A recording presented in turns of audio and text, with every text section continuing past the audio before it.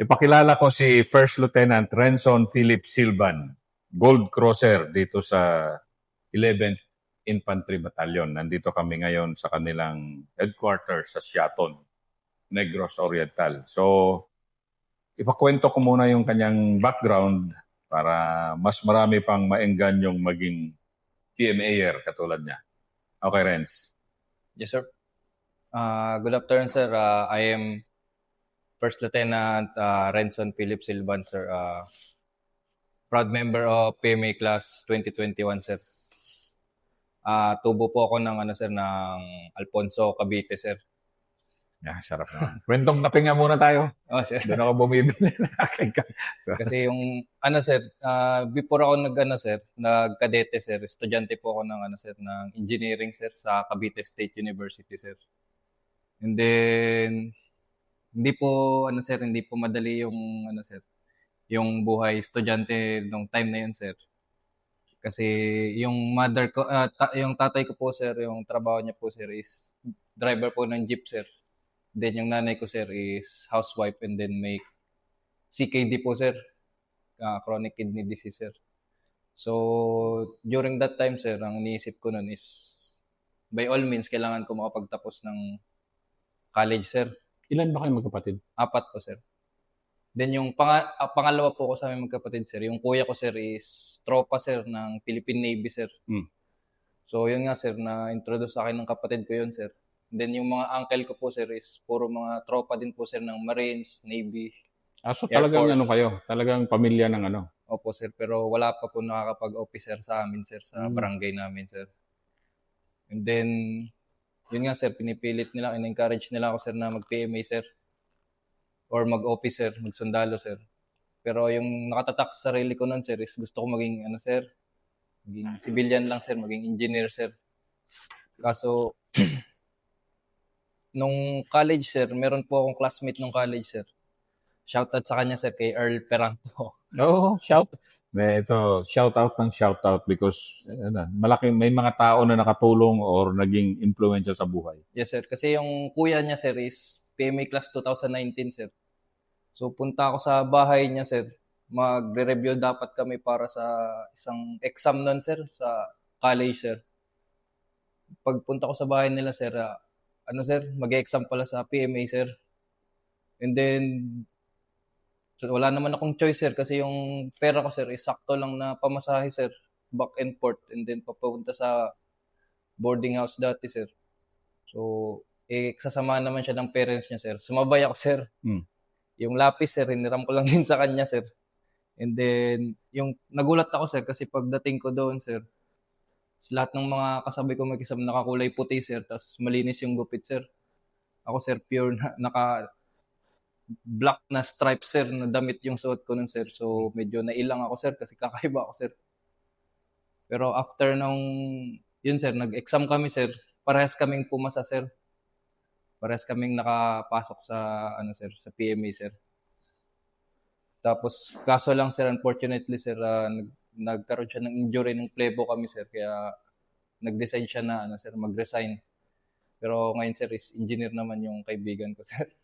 Hindi mo rin talaga alam talaga ang tadhana ng buhay, Sir. Pero yung kuya niya, sir, is graduate, sir, ng class 2019, sir. Then, after nun, sir, nung nag-plebo po ako nun, sir, is sa Hawk, sir. Hawk Company, sir. Naku. Eco ako electric company. Ang Hawk, alam ko yung sabihin ng H. Matigas pa rin talaga ang Hawk. Yung time ko na, sir, naabutan ko pa yung old curriculum, sir. Kaso nung pagdating namin nung yearling, sir, before kami mag-second class, sir, after namin mag-SROC, sir, sir, nire-shuffle kami, sir. Napunta ako sa Eco Company, sir. Talaga? Company mate pala tayo. Yes, sir. Tapos, kaso lang, sir, hindi ko na din nalaman yung lahat ng tradition sa Eco nun, sir, kasi lahat kami, sir, bago sa company, sir. Pag natatanong na lang sa mga upper class, sir. And then, nung nag-first class, sir, is napunta naman ako sa brigade staff, sir, kaya hindi ko rin nasulit yung Eco Company, sir. Sige. Para ma-inspire sila, ano ba yung brigade staff? Yan. Ano ba yung, paano kayo napipili doon? Intermission muna para sir. Baka maraming ka-recruit na magkadete dahil sa ikukwento mo.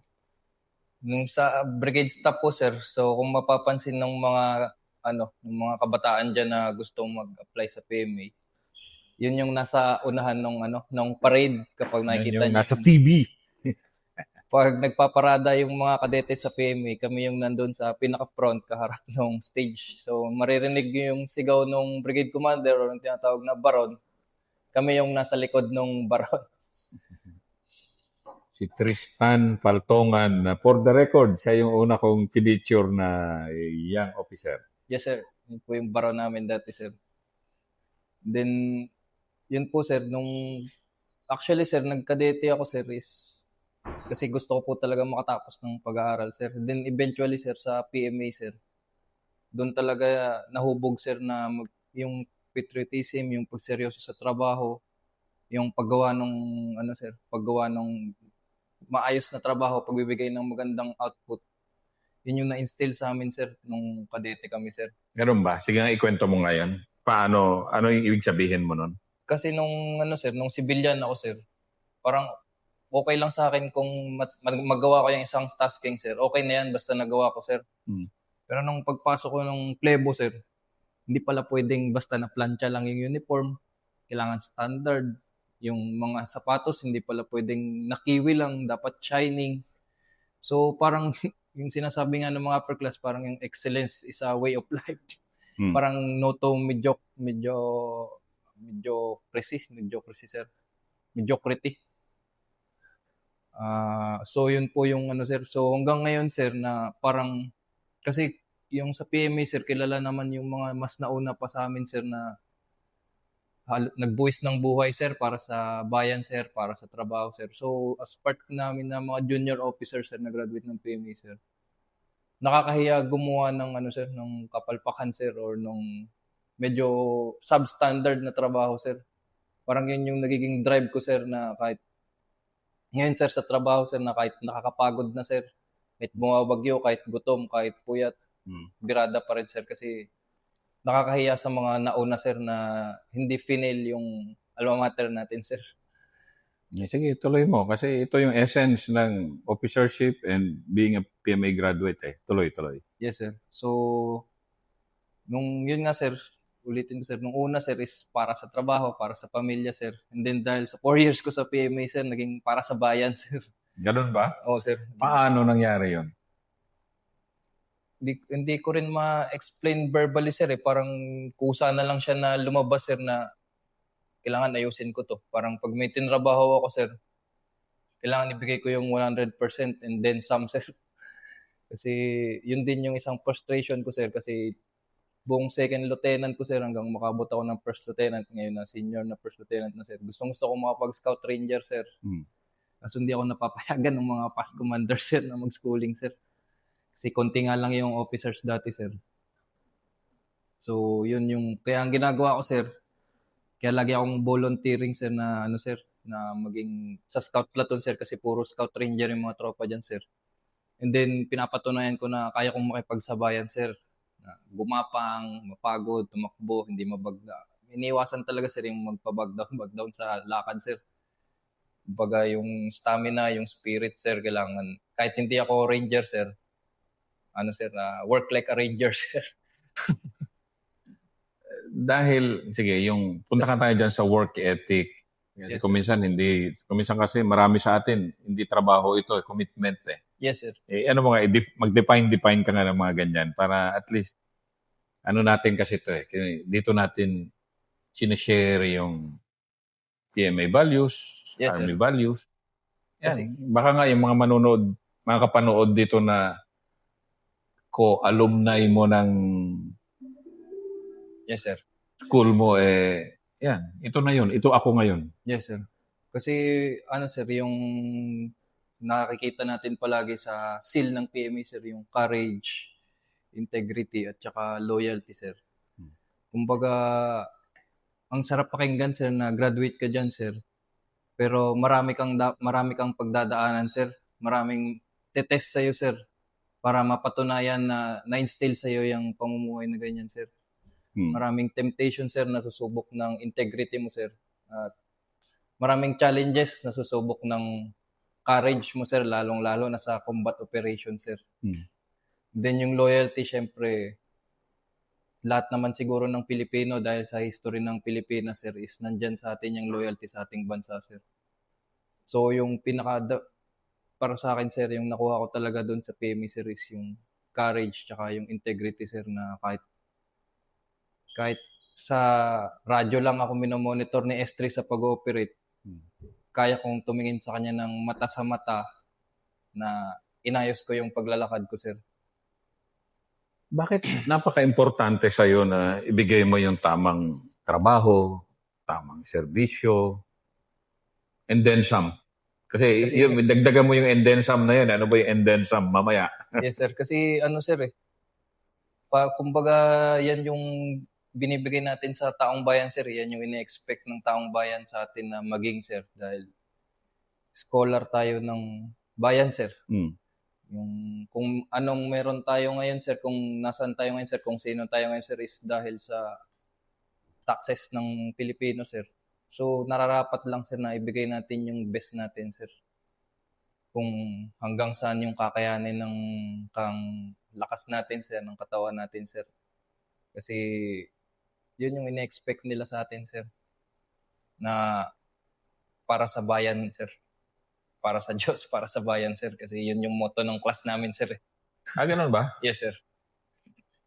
Pero kung minsan, hindi naman openly ina-express ng ng tao rin na you're doing a good job. Yes, Hindi sir. naman Yes, sir. Nung panahon ko, ngayon, ewan ko sa inyo, pero hindi mo, not too often, di ba? Yes, sir. So yung kasi, sir, ang sarap din kasi sa feeling, sir, lalo kapag nandito ka sa Negros, sir, na yung mga tao, sir, is na-appreciate nila yung ginagawa nyo para sa kanila, sir.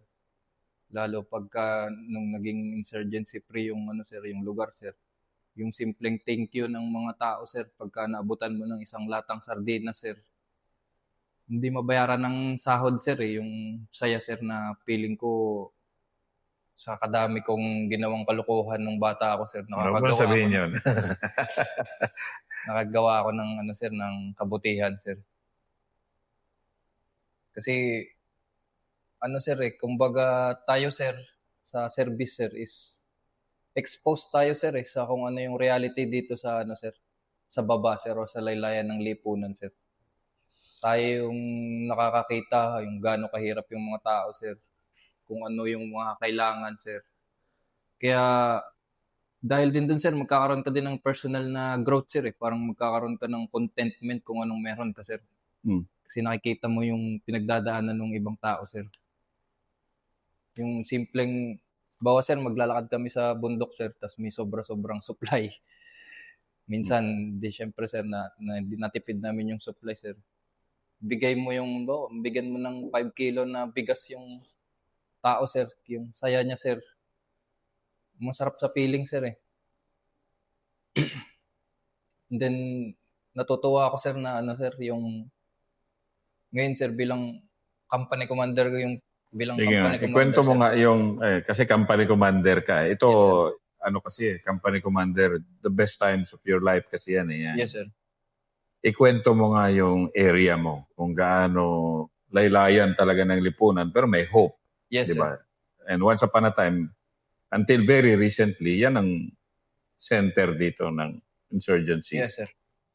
Kasi yung po, sir, ako po sir, company commander ng Bravo Company, sir, station sa Santa Catalina, sir. So, dyan sa Santa Catalina, sir, dyan talaga yung sir, red area dito sa 2nd, 3rd district, sir. Hindi ko makakalimutan yung sinasabi dati ni General Peña sa amin, sir, nung mga platoon leader pa kami, sir. Kapag nag-engage siya sa mga stakeholders, sir, na where the good road ends, insurgency begins, sir.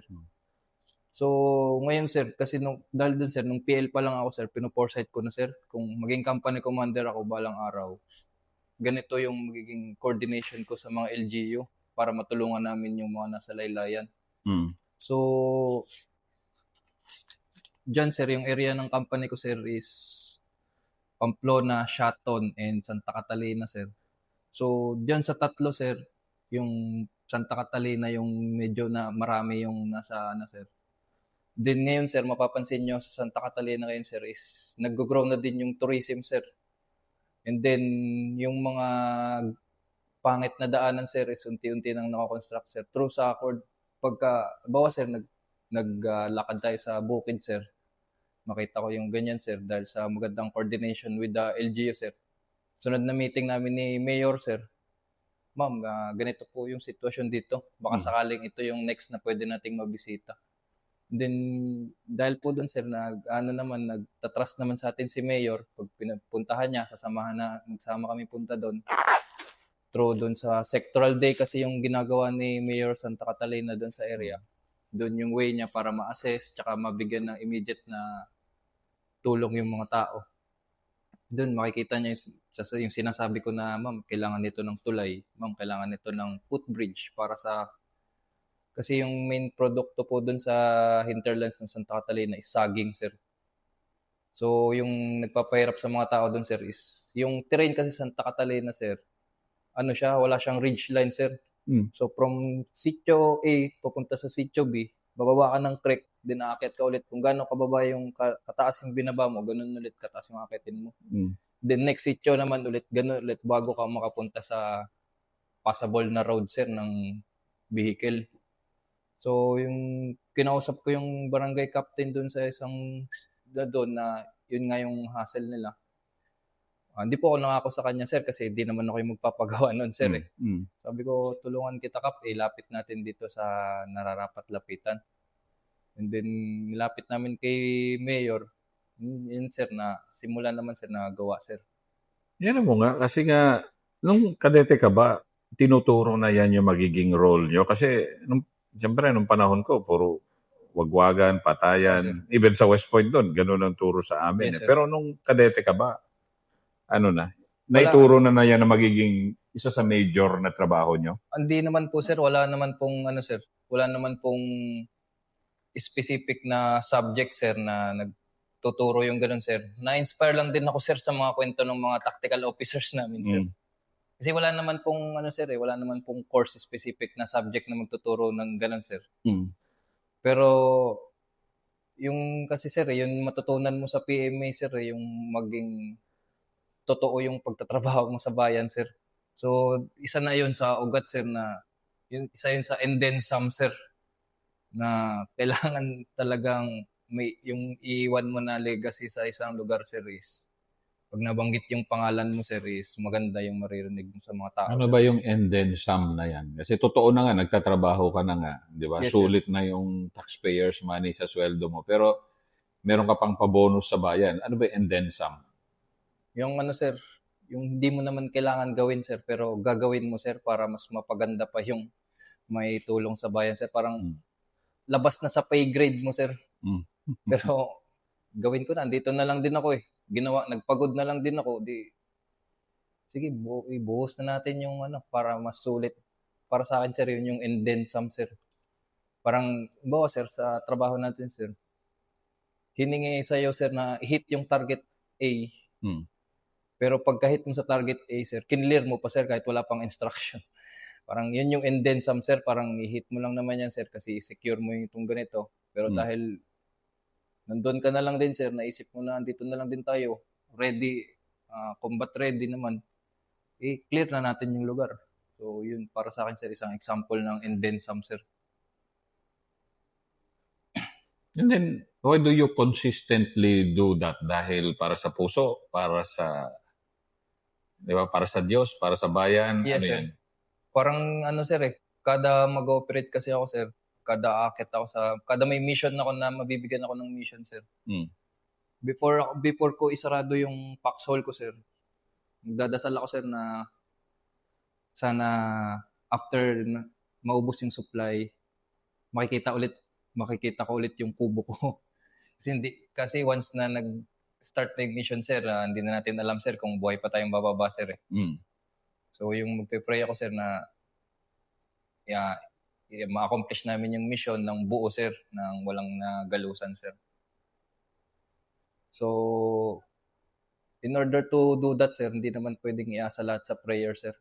kailangan mong ayusin yung trabaho, sir. Kasi kapag hindi mo inayos yung trabaho, sir, mataas yung risk, sir, na mapahamak. Ikaw, sir, lalo lang yung mga tropa, sir, na dala-dala mo, sir.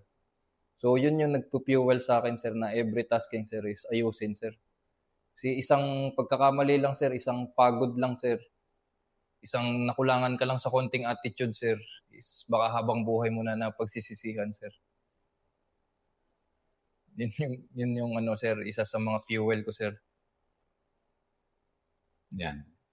You are listening to a young officer and yung purity ng kanyang thoughts and yung energy niya and yung motivation niya. Yan, that's so typical of the idealism of a young army officer. And sa kanya, si Renz is a PMA graduate. Yan.